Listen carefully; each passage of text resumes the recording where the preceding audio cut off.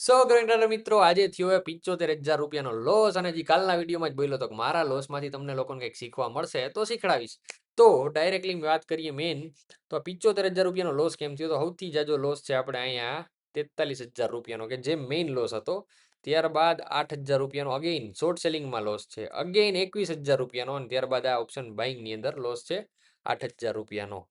તો એક જ પ્રોફિટેબલ પોઝિશન હતી એ પણ જે મેં લેટ બનાવી જો કે 11,000 રૂપિયાની છે. હવે આમાં બહુ બધી વસ્તુ શીખવાની છે પણ હું ડાયરેક્ટલી મેઇન વસ્તુ શીખડાવું કે જે તમારા કામની છે.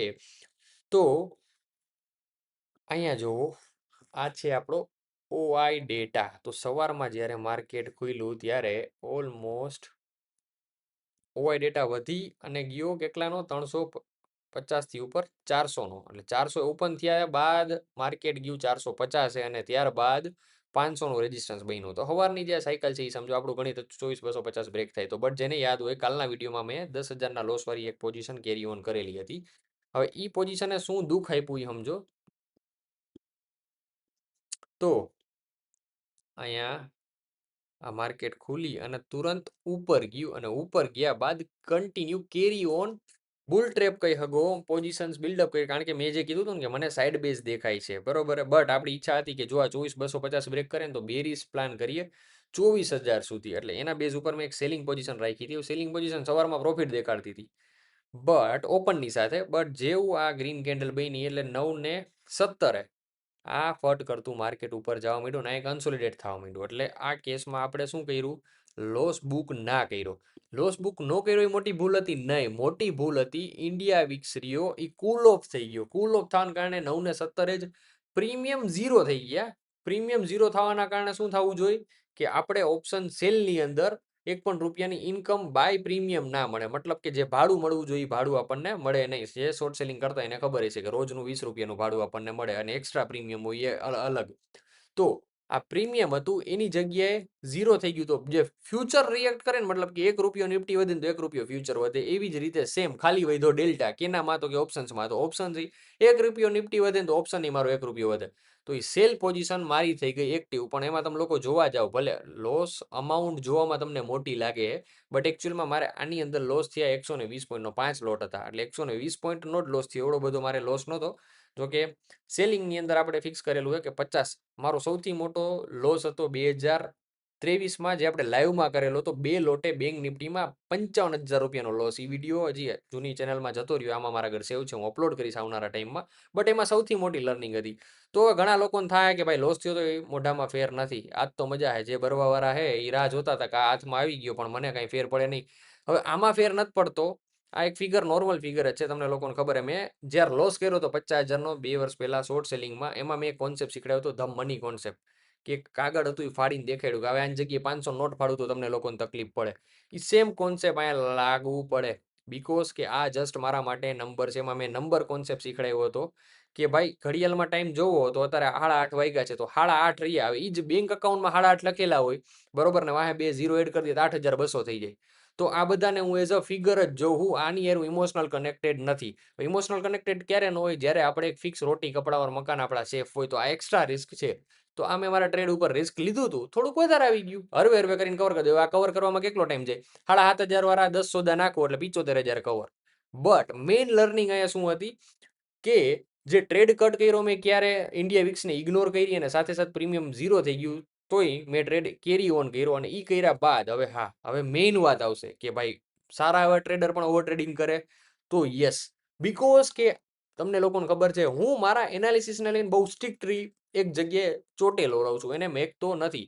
તો મેઇન વસ્તુ શું હતી? હવે આપણો ચાર્ટ જોવો, જ્યાં આપણું ગણિત જ એવું હતું કે માર્કેટ ઉપર નહીં જાય. બટ મેં નેક્સ્ટ એક્સપાયરી સિલેક્ટ કરી હતી ને તો હું હજી આ લોસ આજના દિવસમાં જ કવર કરી લીધો હોત. મારો લોસનો ફોટો મેં ગ્રુપમાં નાખ્યો હોય 67,000નો. ત્યારબાદ પણ મેં જે ટ્રેડ લીધો એમાં મારે સિસ્ટમ એસએલ 2 વાર હિટ થયો. એટલે એક્સ્ટ્રા માલે 40 પોઈન્ટ 4 થી 4 લોટોએ મારે લેવો પડ્યો. તો લોસ બહુ નાનો કહેવાય બરોબર છે. આપણી જે પોઝિશન સાઇઝિંગ મેનેજ કરી એ પ્રમાણે ખાલી દેખાવમાં આંકડો મોટો હોય.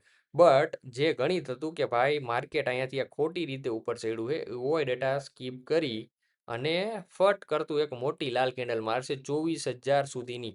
જે આ મારું કન્વિક્શન હતું એની ઉપર હું સ્ટ્રિક્ટ રહ્યો બરોબર છે. તો સ્ટ્રિક્ટ રહ્યો એમાં મેં મારો એક સૌથી મોટો રૂલ ફોલો કર્યો છે, ટાર્ગેટ કા એસએલ. તો બે વસ્તુમાંનો એક જે સેકન્ડ હતી એસએલ એ હિટ થઈ છે. ટાર્ગેટ હિટ થયું હોત તો આમાં 1.5 લાખ ઉપરનો પ્રોફિટ હતો. ચોખ્ખી વાત છે, 1.5 લાખ ઉપરનો, અને એમાં રિસ્ક હતું 50,000નું જ. એના સિવાય હજી બીજી પોઝિશન જે હતી, બરોબર છે, જે ઓપ્શન બાઇંગની, બરોબર છે, આઈ રહ્યા, એમાં મારી આગળ લોટ સાઇઝ હતી 15 લોટ, બરોબર છે, મારી આગળ ₹30ના 15 લોટ હતા. એ મેં 50 એક્ઝિટ કરી નાખ્યા, કારણ કે અહીંયા લોસ વધારે હતો, કારણ કે 60ની શોપિંગ હતી અને ત્યારબાદ એવરેજ કરી અને ઘટાડી. તો આ ટ્રેડમાં 70-75 અપ જી આવ્યું હતું, અને જો 24,000 માર્યું હોત ને તો આ જ વસ્તુ ઓલમોસ્ટ થાત કેટલાની, કારણ કે 600 નો તો ₹600. તો 15 લોટ ઇન્ટુ 600 ગુણ્યા કરો, મલ્ટીપ્લાય 60 બાય કરીને, એ ફિગર તમને ખબર પડી જાય એટલો મારે પ્રોફિટ હતો. બટ ના મળ્યો તો સિમ્પલ લોસ લઈને નીકળી જાવ. આ જે છે આ 11,000 શોર્ટ સેલિંગની અંદર પ્રોફિટ થયો. હવે મેં આમાં જે સવારમાં લોસ બુક કરી લીધું, ત્યારબાદ આ બે પોઝિશન્સ ક્રિએટ ન કરી હતી ને, જે 500નો પુટ સેલ કર્યો, કારણ કે મને લાગતું માર્કેટ 500 એ બંધ આવશે, એની બદલે આ ધરારથી ઉપર જે સ્પાઇક મારીને ગયું, તમે જોવા જાવ તો 500ની આડેગાળે જ બંધ છે. કાં તો કે ઓઆઈ ડેટા સવારથી એક જ ઇન્ડિકેશન આપતું હતું, 400 અને 500ની વચ્ચેનું. અત્યારે સ્ટીલ જો 600 એ રેઝિસ્ટન્સ ક્રિએટ થયું, 500 એ 50 એ ફટ કરતી પોઝિશન વધી. હવે તમે નેક્સ્ટ એક્સપાયરી ચેક કરો, કરંટ એક્સપાયરીમાં વધારે પડતી નેક્સ્ટ એક્સપાયરી ચેક કરતો હોય હું, જેમાં મને દેખાડે કે આવનારી એક્સપાયરીમાં લોકો કઈ રીતે પોઝિશન ક્રિએટ કરે. એમાં 500નો સપોર્ટ ક્રિએટ થયો, પણ એટલો મોટો નથી થયો. તમે જુઓ 56 ને 46, બહુ મેજર ડિફરન્સ છે જ નહીં. તો બરોબર, તો આ મેઇન રીઝન છે કે જેના કારણે આપણો લોસ વધ્યો. બાકી 67નો સવારમાં હતો, જેમાં કંઈ ફેર નથી પડ્યો, 5-7 હજારનો એક્સ્ટ્રા આવ્યો હોય થઈ જશે. મેઇન વાત કરીએ કાલના દિવસમાં કઈ રીતે ટ્રેડ કરવું, મતલબ કે બુધવારે. તો વન ડે ટાઈમ ફ્રેમમાં આવી જાઓ. વન ડે ટાઈમ ફ્રેમમાં આવીને ચર્ચા, આ માર્કેટ ધરારથી ઉપર ગયું તો જૂનું એનાલિસિસ જે છે ને આ વારું, બરોબર, બાદની આજની માર્કેટ સિચ્યુએશન આપણે લોકો સમજીએ.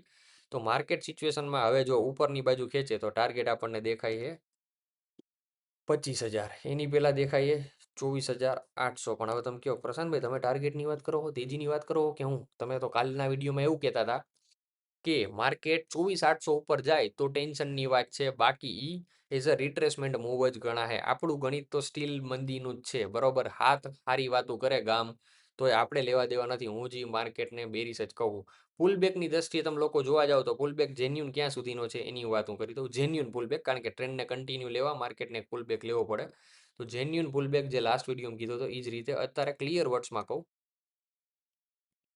એક્ઝેક્ટલી આ મેક્સ ટુ મેક્સ લેવલ આ છે 24,800નું, જે આપણે અહીંયા સ્પાઇકની એરે માર્ક કર્યું હોય, પણ આપણે રાઉન્ડ ફિગરમાં માર્ક કરીએ 800.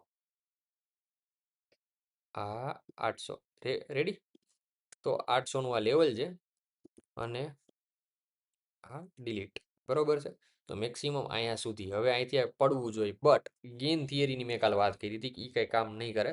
બટ માઇન્ડમાં રાખો 21થી લઈને 24, આ મતલબ કે આજે 21 ગઈ, 22, 23 અને 24, આ વીકની અંદર તમને કંઈક મેજર વસ્તુ જોવા મળશે, જે ટ્રેન્ડ ચેન્જ હશે અને કાં ટ્રેન્ડ રિવર્સલ હશે. હવે આની ઉપર હું ઇનડેપ્થ બોલીને વિડીયો લાંબો નથી કરવાનો. જે જૂના છે એને ખબર છે, નવા છે એ કોમેન્ટ કરો. તો હું જે સૌથી પહેલો જે વિડીયો હતો ને કે કઈ રીતે ગેઇન થિયરીનું એનાલિસિસ કરાય એ અપલોડ કરી દઈશ, બરોબર છે, જેથી કરીને તમે સમજી શકો. કારણ કે હવે એકને એક વસ્તુ 10 વાર અહીંયા નથી શીખડાવવાનો.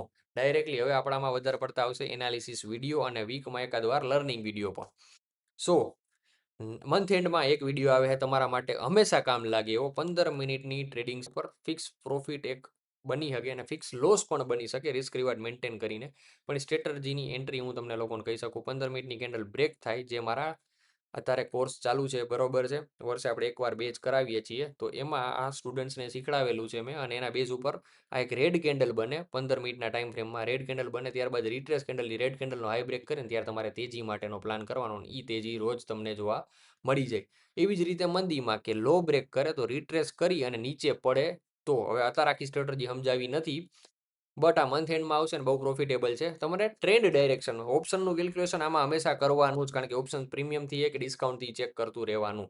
તો કાલના એનાલિસિસની વાત કરું તો કાલના દિવસમાં હું હજી માર્કેટને જોઉં 12 વાગ્યા સુધી ફ્લેટ, 12 વાગ્યા પછી માર્કેટ શું કરશે, તો એના એનાલિસિસના લેવલ્સ ઓન માર્કેટના કાલે તમને મળી જાય આપણા ગ્રુપમાં. તો નીચે ફોલો કરી લ્યો ગ્રોઈંગ ટ્રેડરનું ટેલિગ્રામ ગ્રુપ. વાત કરી બેંક નિફ્ટીની. બેંક નિફ્ટી આજે હતું બુલિશ, અને એમાં જે આપણું જે કીધું હતું કે અહીંયા એન્ટ્રી એક્ટિવ થાય, તો ગેપ અપ સાથે એને કરી એસએલ આપણી હિટ. તો હવે આમાં શું, તો આ જે જૂનું સ્ટ્રક્ચર છે is as it is follow થાય, કારણ કે આને હું જોઉં એઝ અ બુલ ટ્રેપ, બરોબર છે. સો આપણો મેં તો હજી આમાં ટ્રેડ એક્ઝિક્યુટ કર્યો નથી બેંક નિફ્ટીમાં, કારણ કે આ ભાઈ હજી એવું કહે કે 57,778 દેખાડી દઈએ. ત્યારબાદ આ ગેપ ફિલ કર્યા બાદ પડશે. એટલે આપણે again resistance level find out કરી અને આમાં મંદી પ્લાન કરશું. બરોબર. 300 મીન્સ કે બેંક નિફ્ટી આપણું 200 પોઈન્ટ હાલે ને તો બેંક નિફ્ટી 3 ગણું હાલે, મતલબ કે 600 પોઈન્ટ હાલે. બેંક નિફ્ટી આજે આવેલું 800 પોઈન્ટ 200 પોઈન્ટની સામે, તો 4 ગણું આવેલું હોય.